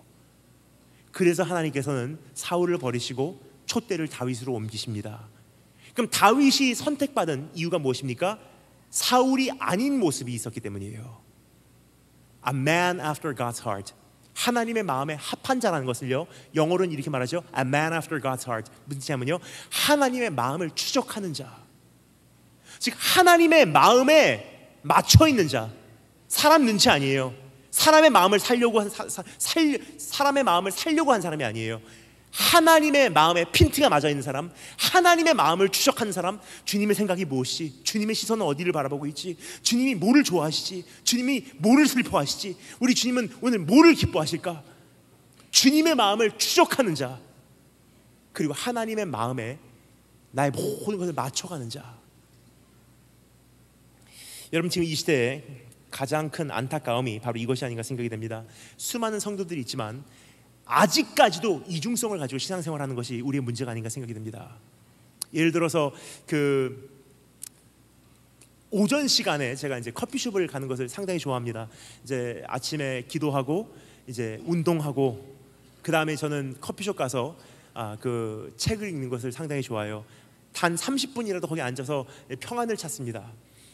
그래서 이게 책을 읽고 있으면요, 가끔 이제 교회에서 오시는 분들이 계세요. 처음에는 몰라요. 근데 오셔서 서로를 부르시는 그 호칭을 듣고 교회에서 오셨구나 알 수 있어요. 권사님, 집사님, 일로 와서 자리 잡았어. 저는 책 읽다가 잠시 이렇게 봅니다. 그러면 이제 그분들이 보통 이제 오전에 그 모임을 매일 하시죠. 그 남편분들 출근시켜 놓고 자녀들 학교 보내놓고 그 다음에 이제 파리바게뜨로 혹은 뚫레주로 집합을 하세요. 거기서 이제 대화를 나누시는데 처음 대화 내용은요, 그래도 귀해요. 이번에 여전도회 그 우리가 헌신 예배를 드리는데 떡을 어디서 할까? 무슨 떡을 할까? 시루떡을 할까? 인절미를 할까? 아니면 백설기를 할까? 무슨 떡을 할까? 그 다음에 이번에 여전도에 그 무슨 수양회 같은 거 갈 때 우리가 특송을 해야 되는데 한복을 입을까 정장을 할까, 여러 가지 고민을 하십니다. 그것을 제가 들으면서 감탄을 해요. 저런 분들이 계시기 때문에 그래도 교회가 이렇게 지금 유지가 되고 있구나. 감사한 마음을 이렇게 제 마음에 이렇게 느끼고 있는데, 그 다음부터 대화가 이상한 방향으로 흘러가기 시작합니다. 이렇게 흘러가요. 들었어? 그 집 아들 정말 성공했대. 제가 궁금해서 어떤 아들이 성공한 아들인지 귀를 기울여봅니다. 어느 대학 들어갔대. 참 그 아들 성공했어. 이제 그 남편 하나님께 축복해 주시고 계셔. 궁금했어요. 어떤 남편이 축복받는 남편인지. 지금 회사에서 지금 주일도 못 지킬 정도로 지금 너무너무 많이 일이 생겨서 지금 요번에 두바이로 출장 갔대. 그 다음에 그 며느리 참 잘 얻었대. 궁금해서, 이건 정말 궁금해서 어떤 며느리가 진짜 잘 얻은 며느리인지 제가 귀를 기울여봐요. 유학 갔다 와서 지금 어디 좋은 직장에 들어간 그러한 사람이래. 그러면 이게 다 나쁜 것은 아니에요. 근데 솔직히 말씀드리겠습니다. 이러한 칭찬을 한번 듣고 싶어요. 사실 성도님들이 정말로 모이잖아요. 이러한 칭찬을 이야기하시는 것 한번 내가 정말 들으면 얼마나 좋을까 하는 그런 바람이 있어요. 권사님, 집사님 다 이렇게 해갖고 여기 자리 잡아서 해갖고 빵 시켜놓고 차 한잔 드시면서 이런 대화가 만약에 아침마다 이루어진다면 그 아들 정말 성공했대. 어떠한 아들인가? 교통사고 나서 정말 힘든데 그래도 좋은 직장 다 포기하고 주님 한번 만족한다고 지금 새벽재단 매일 쌓고 있대. 그 남편 정말 성공했대. 어떠한 남편인가? 직장 해고당하고 갈 데는 없지만 그래도 나에게 주신 환경이 너무 감사해서 지금 장사하면서도 그렇게 행복하게 지낸대. 야, 그 며느리 참 귀하더라. 어떤 며느리인가? 하나님 앞에 바로 살려고 좋은 데 다 내려놓고 이제 하나님 앞에서 차라리 내가 정직하게 바로 살면서 못 먹고 사는 한이 있더라도 주님 앞에 바른 사람으로 살겠다라고 그렇게 좋은 자리 내려놓고 지금 시집 왔대. 무슨 말씀을 드리고 있는 것이냐면요, 지금 우리 크리스찬들 안에서도 이중성이 있다는 거예요. 하나님의 나라의 것을 바란다고 하지만 사실은 내 안에 어느 정도의 기준은요, 세상에게 인정받아야지. 세상에 살아가려면 이 정도의 요령은 필요해. 여기서 이 정도의 어느 정도의 그 모습을 갖추고 있지 않으면 이것은 실패한 사람이야. 여러분, 하나님은 이중성을 허락하시는 분이 아니세요. 지금 수많은 교회가 능력을 발휘하지 못하고요, 수많은 성도들이 빛과 소금의 사명을 감당하지 못하는 것은요, 기준 자체가 지금 많이 변질됐기 때문이에요. 주님을 섬긴다고 하지만 사실은 아직도 내 인생의 가치 기준은요, 땅에 뿌리를 내리고 있어요. 그럼 예수 믿는다는 것을 다른 말로 가장 정확하게 표현해서 뭐라고 해야 되지? 뭐라고 해야지 가장 옳은가 하는 고민을 많이 하게 됩니다. 예수를 믿습니다. 내가 예수를 믿습니다. 말하기는 되게 좋아요. 그런데 이 뜻이요, 이 표현 자체가요, 이미 너무나 왜곡이 돼버려서 나도 예수님을 영접합니다 정도로 주문 외우면 구원받는 줄 아니까 예수 그리스도를 믿는다는 이 자체가 너무 뜻이 왜곡이 돼버려서 이제는 풀이를 해드려야 돼요. 예수를 믿는다는 것이 도대체 무엇인지, 거기에 가장 먼저 목록에 포함이 되는 한 가지가 있다면요, 예수 그리스도를 정말 믿는 것, 그것을 다른 말로 한마디로 표현하면요, 바로 이 뜻이 아닌가 생각이 돼요. 가치 기준의 재형성이에요. 주님을 믿고 나니까, 예수 그리스도와 함께 죽고 함께 살고 나니까, 침례를 받고 나니까 나는 더 이상 내 것이 아니라 난 예수 그리스도에 속한 자라. 그렇게 하다 보니까 어떻게 해요? 가치 기준의 재형성이에요. 그러니까 내가 정말로 천국 가는지 지옥 가는지 알기를 원하신다면요, 내가 예수 그리스도를 영접 기도를 한 경험이 있냐 없냐가 아니라 사실은 내 삶에서 가치 기준이 재형성되었는지를 보시면 정확히 알 수 있어요. 여러분, 오늘 내 삶을 바라보셨을 때 사람 앞에 살고 계십니까? 하나님 앞에 살고 계십니까? 저는 조금 전에 말씀드렸죠. 온 세계를 다니면서 두 가지 종류의 사람을 보고 있다고. 근데 한 종류의 사람은요, 그냥 일반적으로 신앙생활 하시는 분들. 근데 이분들을 보면 참 저는 마음이 아파요. 열심히 신앙생활 나름대로 하시는데 성경이 말하는 풍성한 삶은 누리지를 못하고 계세요. 여러분 느끼시지 않습니까? 분명히 신앙생활을 하고 있는데 뭔가 더 있을 것 같아요. 이게 다가 아닌 것 같아요. 내 안에 그런 목마름이 있으시다면요, 아직은 첫 번째 부류예요. 신앙생활 열심히 하는데 성경에서 말하는 이 축복도 좀 이건 나하고는 동떨어지고, 성경에서 말하는 하나님의 그 붙드심, 제가 제일 좋아하는 찬양이고 한국이 있습니다. 지금까지 살아온 거 다 주의 은혜라, 물 붓듯이 쏟아 부으시는 주의 은혜 고마워. 그 은혜 여러분 경험하신 적 있으십니까? 그 은혜를 경험하지 못했다는 것은요, 아직은 풍성한 삶은 누리지 못하고 있다는 거예요. 그 주님께서 오신 것, 인자가 이 땅에 생명 버리러 오신 것은 왜 오셨다고요? 예수 믿고 천국 가기 위해서 아니에요.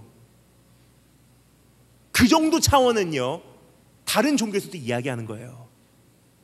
죽은 다음에 천국 갈 수 있어. 그 우리 안에서 천국이라는 현실이 능력을 발휘하지 못하는 것은요, 죽은 다음에 가는 곳이라고 생각하라니까 지금 나하고는 별로 연관이 없다고 생각해요. 죽을 때까지만 잘 믿으면 되지. 근데 성경에서 말하는 천국은요, 예수 그리스도를 만나는 순간부터, 오늘부터 영원히 펼쳐지는 영생이에요. 그럼 오늘의 삶에서 내가 영생, 이미 천국을 누리고 있냐는 질문이에요. 이미 천국의 풍성함을 내가 누리고 있냐? 지금까지 지내온 것 주의 은혜라, 물 붓듯이 쏟아 부으시는 주의 은혜 고마워. 여러분, 그 은혜 경험하신 적 있으십니까? 아니면 그냥 기도 응답 조금 받는 거 행복해하고 그냥 주일 성수하는 걸로 만족하고 그냥 기도 생활하고 그냥 조금 즐거움 경험하고 그냥 위로를 얻고 힘들지만 그냥 주일 성수하고 종교 생활하는 것으로 만족하고 계시다면요, 주님께서 우리에게 허락하신 생명은 아니에요. 그게 종교지. 여러분, 저는 중학교 1학년 때 예수님 만났습니다. 얼마나 뜨겁게 만났는지 제가 3시간을 바닥에서 뒹굴면서 비명을 지르면서 울었어요. 그래서 저는 초등학교, 중학생 이게 봐도요, 과소평가를 안 해요. 어른 말씀을 전해도 이 아이들은 하나님께서 영을 여시면 알아듣게 돼 있어요. 따라서 중고등부 캠프, 중고등부 수련회 가도요, 저는 말씀의 내용 안 바꿉니다. 그냥 어른들에게 하듯이 그대로 전해요. 들을 귀 있는 자들은 듣고 변하더라고요. 제가 중학교 1학년 때 예수님을 그렇게 경험하고 그렇게 변했기 때문이에요. 얼마나 뜨겁게 그 사랑을 경험했는지 제 삶이 그날 그냥 불로 달구어졌어요. 비명을 지르면서 3시간을 울었습니다. 나를 거기까지 사랑하십니까? 3시간을 그렇게 울다가 결국은 탈진해서 잠이 들어버렸어요. 한참을 자고 일어나서 제 입에서 터져나온 첫마디 고백, 하나님 내 생명 드리겠습니다. 내가 평신도로 섬기던 주의 종으로 섬기던 주님의 영광 위해서 내 생명 걸겠습니다. 그렇게 하고 중학교 2학년 생활 시작을 합니다. 근데 그때 하나님께서 제 마음에 계속 주시는 한 가지 그 소원이 있었어요. 내가 중학교 2학년인데 내가 주님을 어떻게 섬길 수 있을까요? 근데 여러분, 중학교 2학년짜리도 할 수 있는 게 한 가지 있더라고요. 제가 살고 있었던 일본 야이오로스노카미라고 그러죠. 800만 개 이상이 있는 것이 800만 개 이상의 우상이 있는 곳이 일본이에요. 그리고 제가 다녔던 학교 17개국, 거의 20개국에서 학생들이 몰려와서 영어로 공부하는 외국인 학교예요. 일본 사람들, 기독교 인구, 천주교 포함하지 않으면요, 개신교만 일본 1억 약 3천만 인구의 0.2%예요.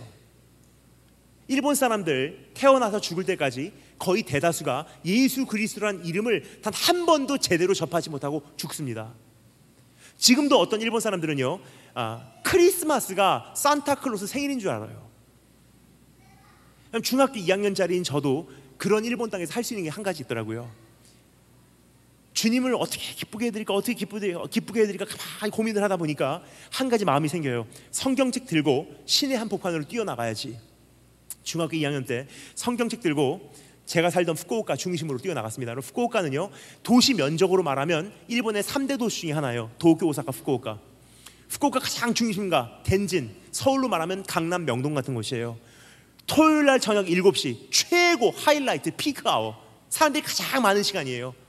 거기 가장 많이 자동차가 다니고 사람들이 지나다니는 그 도로 주변에 울타리가 있어요. 도로와 인도를 나누는 울타리. 그 펜스를 제가 올라갔어요.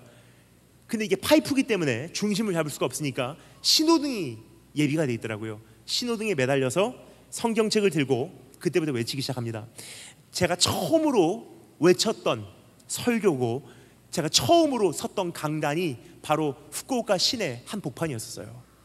중학교 2학년 때. 근데 여러분, 중학교 2학년짜리가 무슨 설교를 하겠습니까? 그리고 저는요, 한국에서 10년, 일본에서 10년, 미국에서 10년 살았던 거로 어렸을 때, 특별히 중학교 2학년 때는요, 13살, 14살쯤 됐을 때는 하나의 언어도 제대로 못하는 거예요. 어중간하게 한국말, 어중간하게 일본말, 어중간하게 영어. 그런 제가 무슨 말을 가지고 그렇게 많은 논크리스찬들 앞에서 설교를 하겠습니까? 제가 할 수 있는 설교, 이런 말들이 있더라고요. 한번 들어보실래요? 첫 번째, 제가 처음으로 했던 설교예요. 시내 한복판에서 신호등에 매달려서 외쳤던 말씀, 이런 말씀이었습니다. 예수 그리스도, 예수 그리스도, 예수 그리스도, 예수 그리스도, 예수 그리스도, 예수 그리스도. 그것만 2시간 외쳤어요.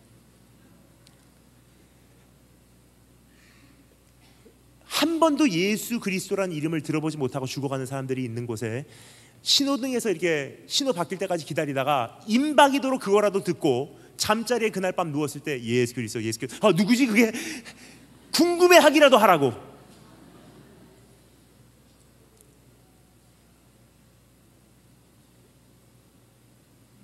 때로는 학교 친구들이 지나가다가 저를 봐요. 선생님들이 지나가다가 저를 봐요. 쟤 아니야? 학교 가면요 소문이 퍼져 있어요. 쟤는 토요일날 저녁에 시내 한복판에서 이상한 짓 하는 애다.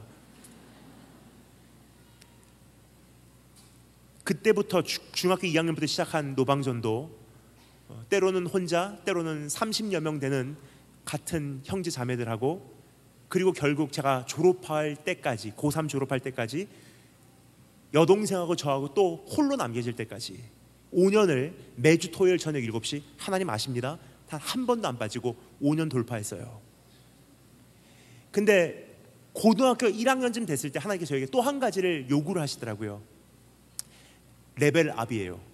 노방전들은 부족했던 것 같아요. 고등학교 1학년 되니까 이제는 저에게 또 큰 거를 맡기시더라고요. 전교생에게 편지를 써라. 하나님, 이거는 자살행위입니다. 편지 내용까지 가슴에 막 벅차게 다가와요. 편지 내용, 숨어있는 크리스찬들이여 나와라. 너희들이 이 사람들 앞에서 우리 예수님 부인하면 먼 훗날 우리 주님께서도 천사들과 아버지 앞에서 너희를 부인할 것이다. 우리가 나와서 함께 모여서 이제 우리 학교의 구원을 위해서 기도하자. 첫 번째 기도 모임, 저하고 제 여동생 딱 2명이에요. 둘이서 학교 식당에 모여서요 손 붙잡고 기도를 하는데, 그때부터는 적극적인 핍박이 시작돼요. 주수병이 날라와요. 기도하는데 와장창 깨져요. 딱 보면은 친구들하고 선배들이요 그때 소리를 질러요. 딴 데 가서 하라고.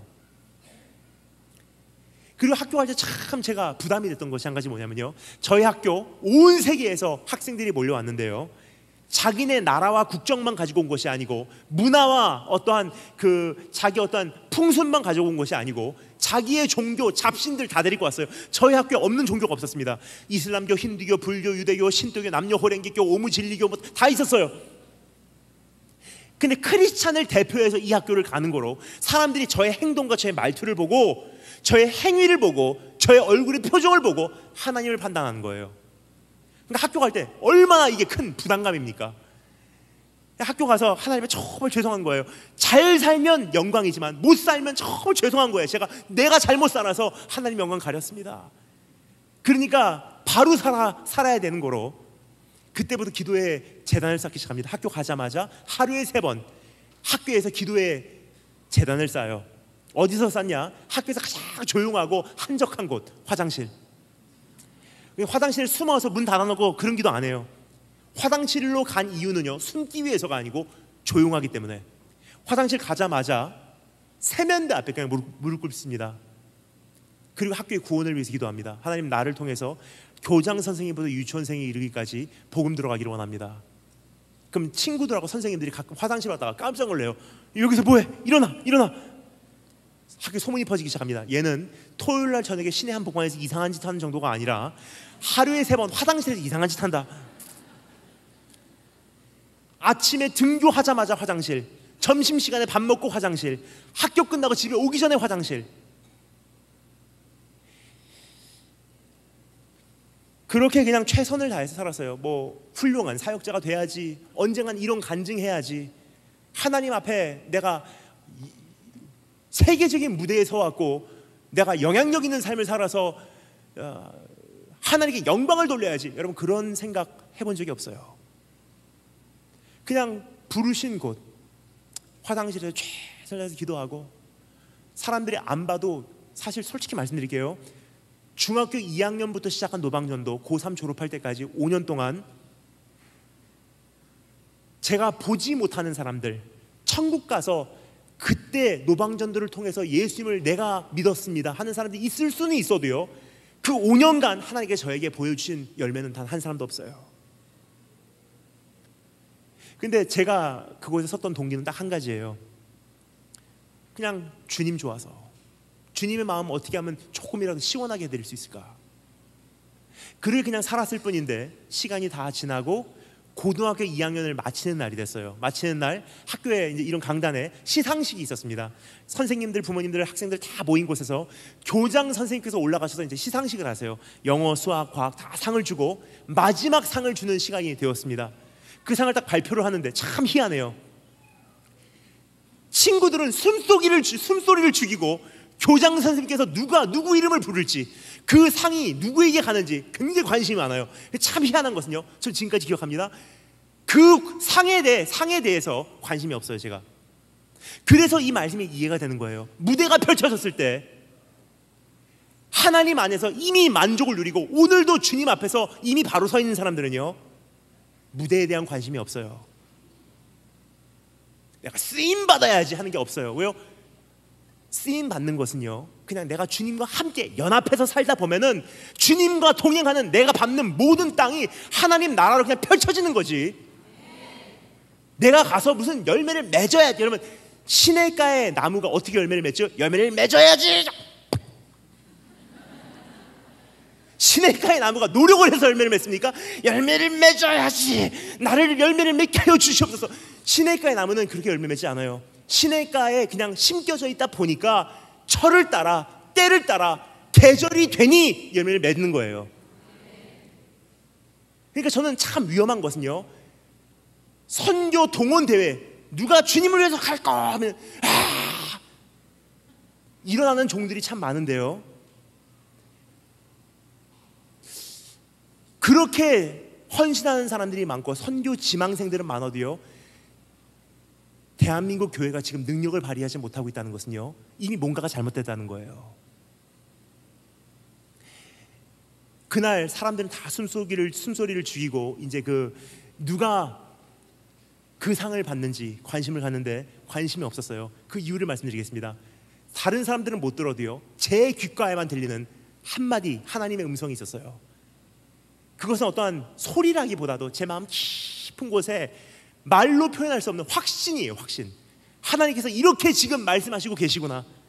다른 사람들은 못 들었어요. 제 마음에만 확실하게 들렸어요. 교장 선생님께서 그 상을 다 발표하시는 순간 교장 선생님 목소리는 안 들리고요, 그 마음의 소리만 한마디 들립니다. 하나님께서 이렇게 말씀하시더라고요. 합격.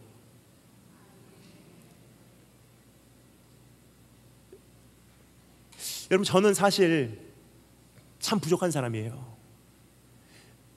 제가 얼마나 부족한 존재인지는요, 사실 제 자신이 제일 잘 알고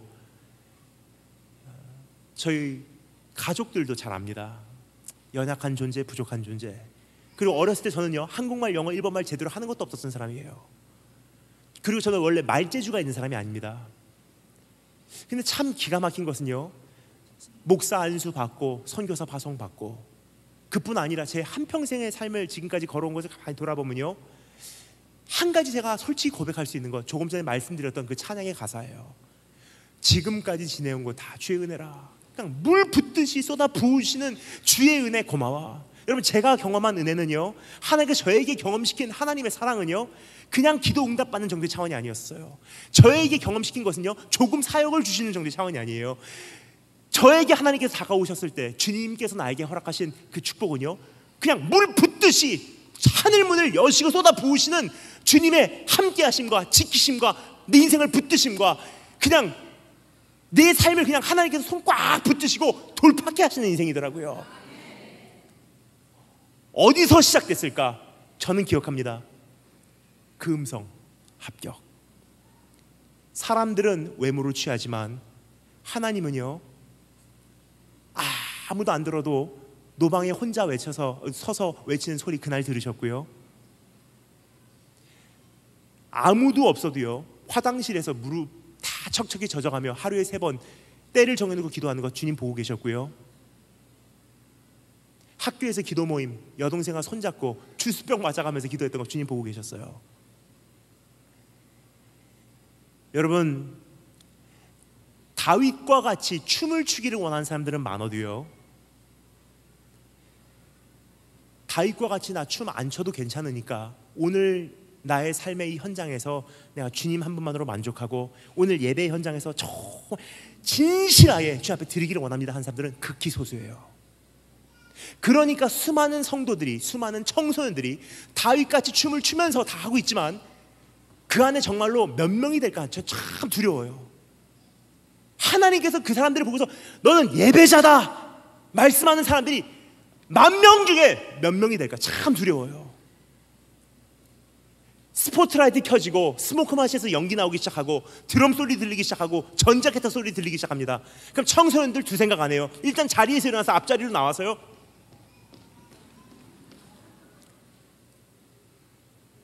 집회를 위해서, 말씀을 위해서라는 변명으로 찬양 사역자들은 점프 점프 다윗같이 춤을 추면서 하는데, 다윗같이 춤을 추는 것만 가르쳤지 다윗이 하나님 앞에 춤을 출 때까지 쓰임받았던 그의 가장 중요한 본질, 중심과 기준은 가르쳤는지.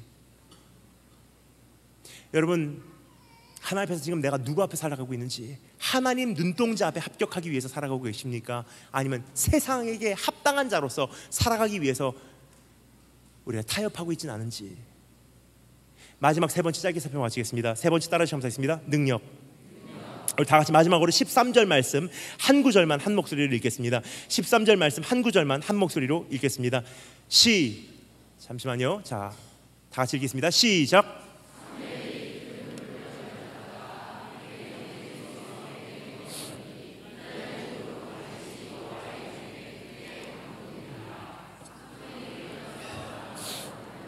아멘.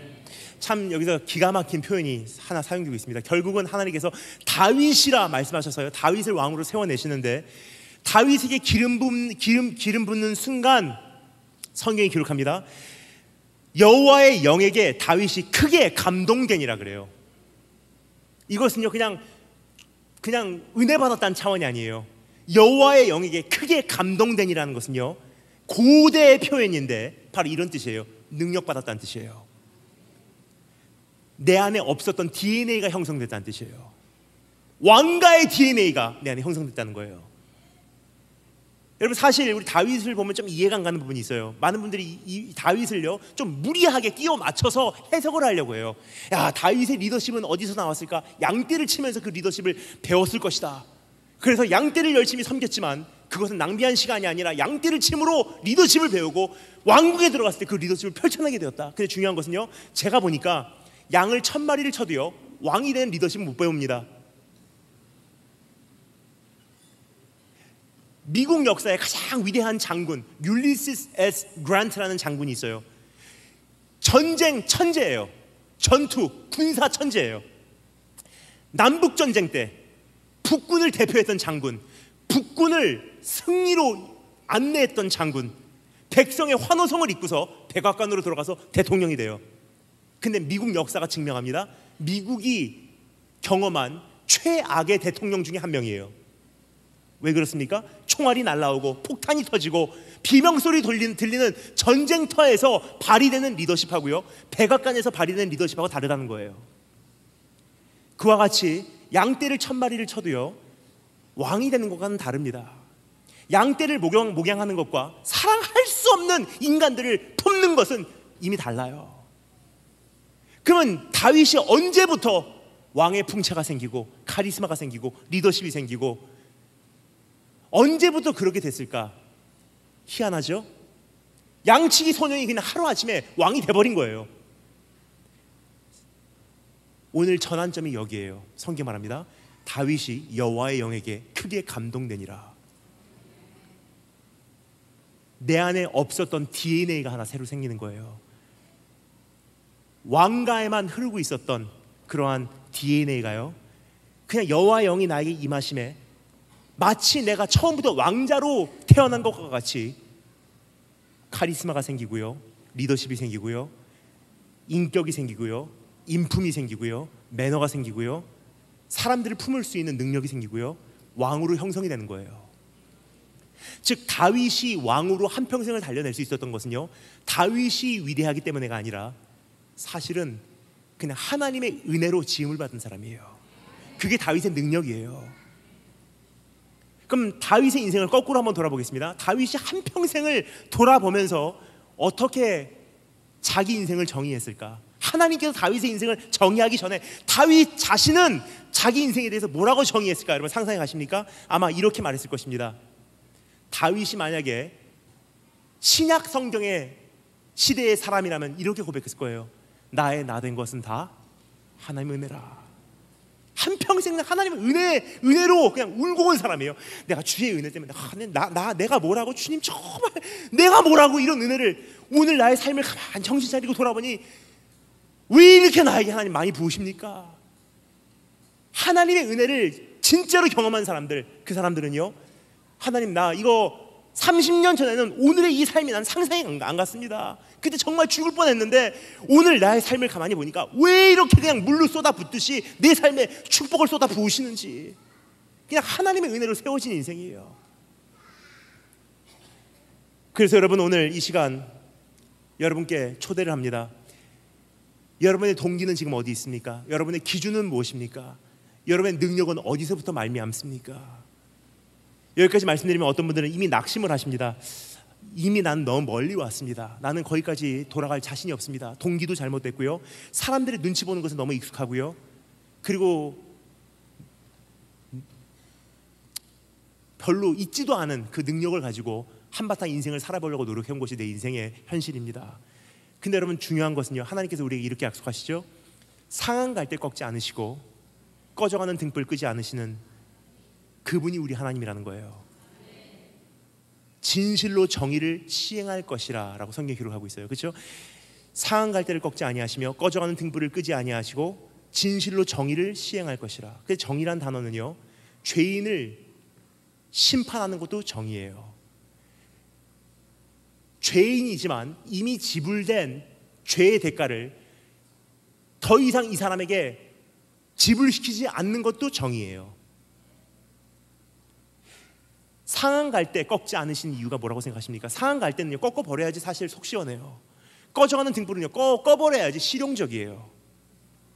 그럼 하나님께서 나 같은 인생 동기도 잘못됐고, 이미 잘못된 동기로 너무 오랫동안 신앙생활 해왔고, 세상과 하나님 반반 섬기는 기준도 잘못됐고, 은혜로 사는 것이 아니고 내 노력으로 살 수 있다고 착각하는 나 같은 사람, 왜 나 같은 꺾여버린 그러한 갈대, 그러한 꺼져가는 등불과 같은 처음 사랑도 다 식어버리고 있는 나 같은 존재 왜 그냥 두시냐? 지금 읽어드린 이 말씀의 전 구절이 뭔지 읽어드리겠습니다. 내가 붙드는 나의 종, 내 마음에 기뻐하는 자, 다른 말로 내 마음에 합한 자가 곧 내가 택한 사람을 보라. 내가 나의 영을 그에게 주었은즉 그가 이방의 정의를 베풀리라. 나의 백성을 돌아오게 하리라. 그 종이 누구죠? 다윗이 만약에 있었다면요, 이렇게 말할 거예요. 그 종은 내가 아닙니다. 나는 그 종을 소개하는 표지판일 뿐입니다. 나는 그 종이 온다는 것을 알리는 게시판일 뿐입니다. 나보다 더 위대한 다윗이 옵니다. 진짜 왕이 옵니다. 그분이 오셨어요. 누구시죠? 예수님. 그분이 오셔서요, 그분도 기름 부음을 받으십니다. 요단강에서요 침례를 받으시고 기름 부음 받으시고 올라오는 순간 하나님께서 이렇게 선포를 하세요. 이는 내가 기뻐하는 자요, 내가 사랑하는 자라. 다른 말로 표현하겠습니다. 내 마음에 합한 자라. 하나님의 마음에 정말로 합한 온전한 종이요, 나 대신 십자가 달려 죽으셨습니다. 나 대신 꺾이심을 당했어요. 나 대신 꺼져가는 등불이 아예 그냥 완전히 꺼져버리도록 소멸당해 버렸어요. 거기까지 나를 사랑해 주신 주님이시라면요, 그분이 왜 우리의 삶에 동기 안 되시겠습니까? 그분을 바라보신다면요, 어떻게 그분의 눈동자 앞에 우리가 살아내지 않을 수가 있겠습니까? 이미 나에게 보이신 충분한 은혜가 있는데 어찌 그 은혜를 우리가 사모 안 할래 안 할 수가 있겠습니까? 오늘 믿음의 주여 나를 온전케 하시는 온전케 하실 이인 예수 그리스도를 바라보시고, 이제는 바른 동기, 바른 기준, 바른 능력으로 그냥 일반 신앙생활, 기독교라는 종교 생활, 이 시대에 그냥 한 교회 섬기는 교회 생활이 아니라 하나님 앞에 정말 주님의 마음을 흡족하게 해드리는 그러한 우리 한 분 한 분, 우리 중문교회 성도님들 되시길 주님으로 축원합니다. 다시 기도하겠습니다. 주님 감사합니다. 오늘도 여전히 수많은 사람들이 하나님 앞에 예배한다고 하지만 주님께서 찾으시니 이가 없어 주님께서 슬퍼하신다는 그런 찬양의 고백과 같이, 하나님 오늘 우리가 다시 한번 이 시대를 보며 주님 앞에 안타까워합니다. 그러나 오늘 그것을 끝나지 않게 하시고 내가 하나님 앞에 마음에 합한 자로, 주님의 마음에 맞는 자로 이제는 일어나게 해주시기를 소망합니다. 살아계신 주 예수 그리스도의 이름으로 기도합니다.